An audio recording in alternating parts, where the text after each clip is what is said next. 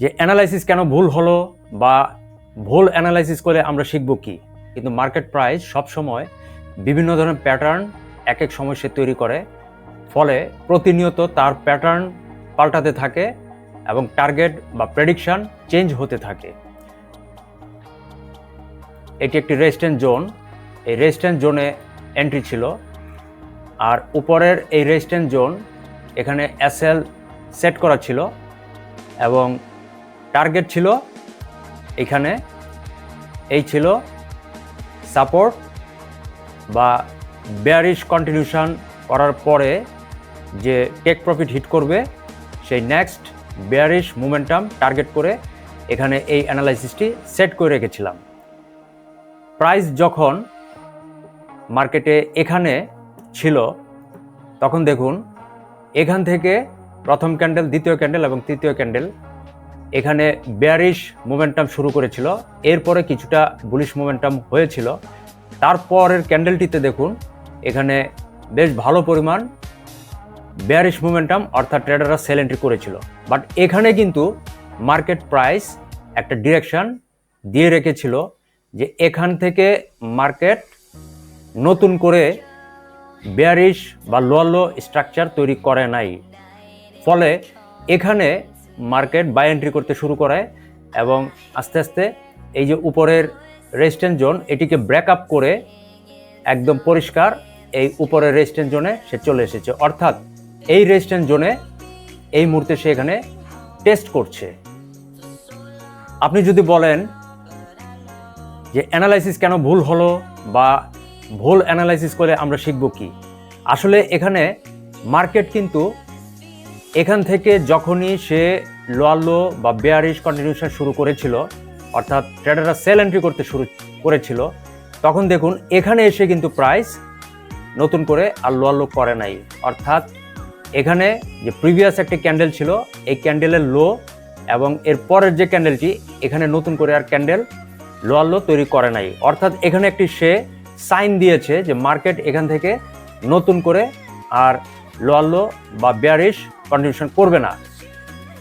এই সময় কিন্তু অনেকেই এই ধরনের ওপেনিং বা রানিং ট্রেডগুলো এখানেই ক্লোজ করে দিয়েছিলেন।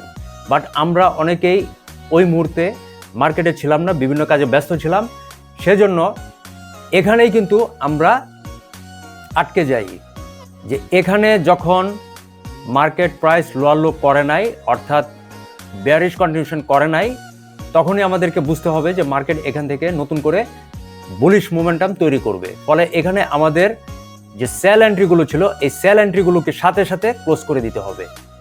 আপনি হয়তো এখানে ক্লোজ করেন নাই, হয়তো আপনি বিভিন্ন কাজে ব্যস্ত ছিলেন, মার্কেটই আপনি দেখতে পারেন নাই এবং আপনি ধারণা করেছেন যে মামুন ভাই এখানে অ্যানালাইসিস করেছে, এখানে অবশ্যই টেক প্রফিট বা টার্গেট হিট করবে, অর্থাৎ মার্কেট প্রাইস এখান থেকে অবশ্যই খুব সহজে বেয়ারিশ মোমেন্টাম করবে। কিন্তু যখন এখানে প্রাইস এসে তার একটা প্যাটার্ন তৈরি করেছে যে নতুন করে লো বা বেয়ারিশ কন্টিনিউশন করবে না, বরং সে এখানে বুলিশ মোমেন্টাম তৈরি করবে, ফলে এখানে ট্রেডাররা বাই এন্ট্রি করেছে। ওই মুহূর্তে আপনিও নাই, আমিও নাই, কিন্তু আপনি নিশ্চিন্ত ছিলেন, আমিও নিশ্চিন্ত ছিলাম যে এখানে মার্কেট প্রাইস বেয়ারিশ মোমেন্টাম করবে, অর্থাৎ আমাদের একটা টেক প্রফিট হিট করবে, প্রচুর প্রফিট হবে। কিন্তু যখন দেখছেন যে এখান থেকে মার্কেট প্রাইস নতুন করে বুলিশ মোমেন্টাম করছে এবং অবশেষে এই এসএলটি এইভাবে এসে হিট করেছে, তখন এই লস দেখে আপনারও খারাপ লাগবে, আমারও খারাপ লাগবে, আর বলবেন যে কেন অ্যানালাইসিস ভুল হলো। প্রথমত আপনার ট্রেন্ড দেখতে হবে, সাপোর্ট রেজিস্ট্যান্স জোনগুলো দেখে তারপর এন্ট্রি আমরা করি। বাট মার্কেট প্রাইস আমাদেরকে বিভিন্ন সময়ে প্রতিনিয়ত সে সিগন্যাল দিচ্ছে কখন সে বেয়ারিশ মোমেন্টাম করবে, কখন সে বুলিশ মোমেন্টাম করবে, কোথায় গিয়ে সে নতুন করে আর বুলিশ মোমেন্টাম করবে না, আবার কোথায় গিয়ে সে নতুন করে বেয়ারিশ মোমেন্টাম করবে না। ওই মুহূর্ত আমরা থাকি না মার্কেটে, বিভিন্ন কাজে ব্যস্ত থাকি, ফলে আমরা মার্কেট চার্ট দেখতে পারি না। কিন্তু পরে যখন এসে দেখি তখন দেখি যে মার্কেট আমার বিপরীত দিকে যাচ্ছে, আমার এন্ট্রির বিপরীতে গিয়ে এসএলটা হিট করে দিয়েছে। কিন্তু এখানে আমাদের মনে রাখতে হবে যে মার্কেট কিন্তু প্রতিনিয়ত তার প্যাটার্ন চেঞ্জ করছে, ক্যান্ডেলের ফরমেশন সব সময় চেঞ্জ হচ্ছে। এক একটা ক্যান্ডেল যখন ক্লোজ হচ্ছে, যেমন ধরুন এখানে H4 টাইম ফ্রেম, এই H4 টাইম ফ্রেমের প্রত্যেকটি ক্যান্ডেল এক এক ধরনের ফরমেশন সে তৈরি করছে এখন একটি ক্যান্ডেল আপনি দেখলেন যে সে কি ধরনের ফরমেশন তৈরি করেছে, অর্থাৎ এখানে যখন সে লোয়ার লো তৈরি করেছিল তখন আপনি দেখছেন যে মার্কেটে এখানে বেয়ারিশ মোমেন্টাম করছে। এরপরে যখন এই ক্যান্ডেলটিতে এসে নতুন করে আর বেয়ারিশ মোমেন্টাম করে নাই, ওই মুহূর্তে আমরা কেউই ছিলাম না। ফলে আমরা এখানে এই এন্ট্রিটাকে ক্লোজ করি নাই এবং নতুন করে বুলিশ মোমেন্টাম হবে এটা আমরা না বুঝে এখানে বাই এন্ট্রিও করি নাই। বাট এখানে কিন্তু মার্কেট একটা সাইন দিয়েছে যে নতুন করে বুলিশ মোমেন্টাম হবে, কিন্তু আমরা বসেছিলাম যে না, এখানে আস্তে আস্তে এই বেয়ারিশ মোমেন্টাম করে টেক প্রফিট হিট করবে। কিন্তু এই ক্যান্ডেলটা আমাদেরকে দেখতে হবে যে এখানে আসলে সে কি ধরনের সাইন দিচ্ছে। এখানে পরিষ্কার সাইন দিচ্ছে যে এখানে সে নতুন করে বেয়ারিশ কন্টিনিউশন করবে না, বুলিশ মোমেন্টাম করবে, এবং সে বুলিশ মোমেন্টাম করেছে। এখন বর্তমানে গত যে ক্যান্ডেলটি, এই ক্যান্ডেলটাতে দেখেন এখানে কিন্তু সে একটা বেয়ারিশ অ্যাংলাপ বা বেয়ারিশ মোমেন্টাম ক্যান্ডেল সে তৈরি করেছে। এটা দেখে খুব স্বাভাবিকভাবে নতুন করে আমরা একটি বেয়ারিশ সেটআপ তৈরি করব। আমাদের প্রেডিকশন এখানে হবে বেয়ারিশ। বর্তমান যে রানিং ক্যান্ডেলটি আছে, এই রানিং ক্যান্ডেলটি দেখুন, এখানে কিন্তু সে একটা দোজি বা ইন্ডিজিশন ক্যান্ডেল সে এই মুহূর্তে করছে। বাট এই ক্যান্ডেলটা যখন ক্লোজ হবে তখন আপনাকে এই ক্যান্ডেলের ফরমেশনটি পরিষ্কারভাবে দেখতে হবে। কিন্তু ওই সময় আপনি হয় অফিসে, নাহলে বাজারে, নাহলে রাস্তায়, নাহলে আপনি ঘুমাচ্ছেন, আপনি সিরিয়াল দেখছেন, মুভি দেখছেন, আপনি মার্কেটে নাই। তাহলে কিভাবে এই ক্যান্ডেল ফরমেশনের আপনি সিগন্যালটা বুঝবেন যে নেক্সট প্রেডিকশন বুলিশ হবে নাকি বেয়ারিশ হবে? এখন আপনি এখানে সেল এন্ট্রি করে দিয়ে আপনি মার্কেটে নাই, মার্কেট দেখছেন না। এখন দেখা গেল যে রাত 10টা, 11টা, 12টার সময় আপনি আসছেন, আসার পরে দেখলেন যে আপনার এসএল হিট হয়েছে, আপনার প্রাইস মার্কেট বিপরীত দিকে গিয়েছে। কিন্তু এটা সবসময় খেয়াল রাখতে হবে যে প্রতিনিয়ত মার্কেট তার প্যাটার্ন, প্রত্যেকটি টাইম ফ্রেম অনুসারে প্রত্যেকটি ক্যান্ডেল সবসময় তার একটা ফরমেশন সে তৈরি করছে। সেই ফরমেশন দেখে বুঝে আপনার এন্ট্রি করতে হবে, এন্ট্রি ক্লোজ করতে হবে, এবং এসএল, টেক প্রফিট এগুলো সেট করতে হবে। এখন দেখুন এখানে আমি আমার প্রেডিকশন অনুসারে এখানে একটি সেল এন্ট্রি সেট করে রাখছি উদাহরণস্বরূপ, আর এসএলটা আমি একটু বাড়িয়ে রাখছি। আচ্ছা, এখন টার্গেট সেট করেছি। ফার্স্ট টার্গেট হবে এখানে এর নিচের যে সাপোর্ট জোনটি আছে, এই সাপোর্ট জোন, অথবা আমি এখানে এর নিচের যে সাপোর্ট জোন এখানেও রাখতে পারি, অথবা এখানেও আমি রাখতে পারি, এটা আমার ইচ্ছা মতো। এখন এই যে বর্তমান রানিং ক্যান্ডেলটি, এটি যদি একটা বুলিশ মোমেন্টাম ক্যান্ডেল তৈরি করে উপরের দিকে সে চলে যায়, তাহলে এখানে পরিষ্কারভাবে এসএল হিট হবে। এখন এই ক্যান্ডেল ফরমেশনটি ক্লোজ না হওয়া পর্যন্ত আমার এন্ট্রি করা উচিত না। মার্কেট প্রাইস বিভিন্ন ফান্ডামেন্টাল নিউজের উপর সে নির্ভরশীল। এখন দেখা গেল যে ইউএস ডলারের দাম কমছে, সেজন্য সে এখান থেকে একটা হিউজ বুলিশ মোমেন্টাম সে করেছে। এখন আজকে বা আগামীকালকে থেকে যদি ইউএস ডলারের দাম কিছুটা হলেও বাড়ে, তাহলে দেখা যাবে যে এই ইউরোর দাম কমতে থাকবে। আর ইউরোর দাম যখনই কমতে থাকবে তখনই দেখবেন যে সে আস্তে আস্তে এখানে এই বেয়ারিশ কন্টিনিউশন করতে শুরু করবে। ফলে এই এন্ট্রিতে একটা প্রফিট চলে আসতে শুরু করবে। কিন্তু আপনার ফান্ডামেন্টাল অ্যানালাইসিস করার মতো কোনো জ্ঞান নাই বা ধারণা নাই, অভিজ্ঞতা নাই যে কেন এসএলটা হিট করলো, কেন মামুন ভাইয়ের এই অ্যানালাইসিস অনুসারে প্রাইস টার্গেট হিট করছে না। এখানে যে অ্যানালাইসিসটা হচ্ছে, এই অ্যানালাইসিসটা কখনোই আপনাদের জন্য সিগন্যাল না, কিন্তু আপনারা এটাকে মনে করছেন যে এটা হয়তো আমি একটা ট্রেডিং সিগন্যাল দিয়ে এখানে একটা পোস্ট করছি। এটা সম্পূর্ণ ভুল ধারণা।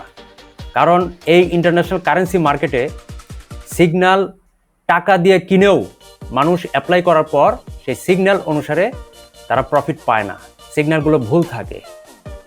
কারণ এই মুহূর্তে আপনি এখানে সেল এন্ট্রি করছেন, এটা একটা উদাহরণ।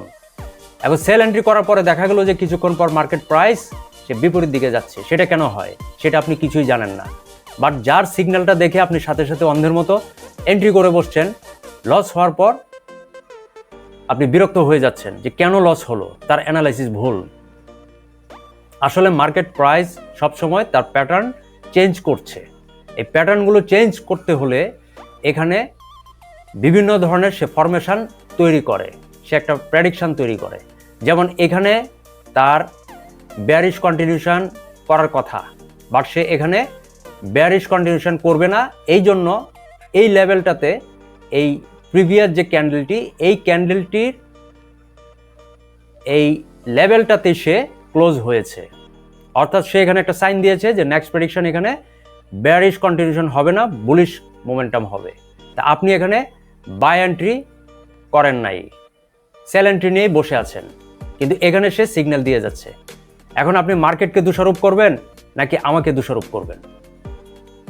এটা আসলে বুঝতে হবে এবং বোঝার জন্য প্রচুর স্টাডি করতে হবে। আমি আমার কনসেপ্ট বা স্ট্র্যাটেজি বা ট্রেডিং সিস্টেম বা ট্রেডিং অ্যানালাইসিস নিয়ে সব কিছুই ধাপে ধাপে আলোচনা করে যাব। সেগুলো যখন পরিষ্কারভাবে একটু একটু করে জানতে পারবেন, বুঝতে পারবেন, স্টাডি করতে পারবেন, তখন আপনি বুঝতে পারবেন যে কেন মার্কেট প্রাইস এসএল হিট করছে, স্টপ লস হিট করছে, আপনার এন্ট্রির বিপরীত দিকে যাচ্ছে, কেন যাচ্ছে, সবগুলো লজিক, সবগুলো কারণ পরিষ্কারভাবে জানতে পারবেন। সে পর্যন্ত আপনাদের ধৈর্য থাকতে হবে, সময় থাকতে হবে, স্টাডি করার মন মানসিকতা থাকতে হবে, দৃঢ়তা থাকতে হবে, নিজেদেরকে মার্কেটের সাথে খাপ খাওয়ানোর মতো মানসিক চিন্তাভাবনা এবং একটা ডিসিপ্লিনড হতে হবে। তারপরে গিয়ে আপনি মার্কেটের টোটাল কনসেপ্ট, প্রেডিকশন সব কিছু আস্তে আস্তে বুঝতে পারবেন যে মার্কেট প্রাইস কেন এখানে গিয়েছে। এখানে একটি রেজিস্ট্যান্স জোন ছিল, এই রেজিস্ট্যান্স জোনটিকে সে ব্রেকআপ করেছে। এখানে দেখুন, এখানে পরিষ্কার একটি রেজিস্ট্যান্স জোন, এই রেজিস্ট্যান্স জোনটিকে সে ব্রেকআপ করেছে। আরও ছোট করলে দেখা যায়,